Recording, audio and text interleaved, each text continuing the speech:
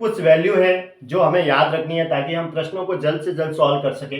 जैसे साइन 18 की वैल्यू होती है साइन 18 डिग्री की √5 - 1/4।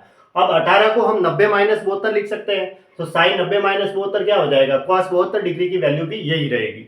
उसी तरह cos 36 की वैल्यू √5 + 1/4 और फिर 90 माइनस जो घटाएंगे उसकी वैल्यू भी इसके अनुसार ऐसे हम चेंज कर सकते हैं। ठीक है, cos 36 को हम 90 माइनस क्या लिख सकते हैं, उसको अकॉर्डिंग चेंज कर लो।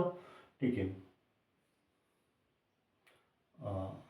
हाँ 54 है ना, तो ये साइन 54 की वैल्यू की होगी।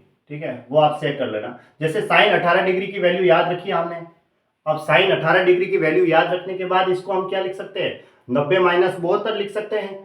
तो साइन 90 - थीटा कॉस थीटा होता है, तो कॉस 72 की वैल्यू भी यही रहेगी। आपको साइन 18 की वैल्यू याद रखनी है ऐसे। उसी तरह कॉस 36 की वैल्यू ये है। ठीक है, ये साइन 18 की है, ये कॉस 36 की है। और साइन 15 की वैल्यू, साइन 15 डिग्री की वैल्यू √3 - 1/2 √2। अब ये कॉस 75 की हो गई, क्योंकि 90 - 75 लिखेंगे तो साइन 90 - थीटा कॉस थीटा हो जाएगा इस अनुसार। कॉस 15 डिग्री की वैल्यू √3 + 1/2 √2।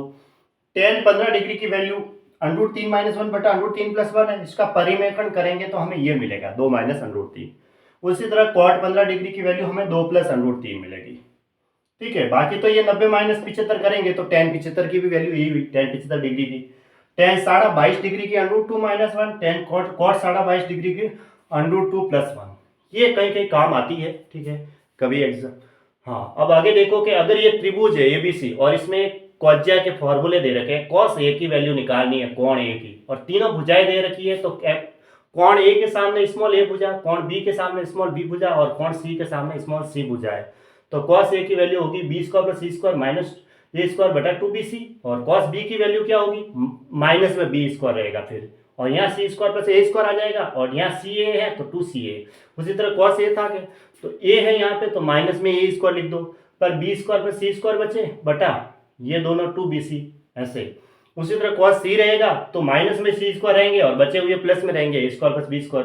अब आगे a भी है तो नीचे 2ab लिखना है। बस ऐसे ये क्वाड्रिया फॉर्मूले याद रखने हैं। ठीक है।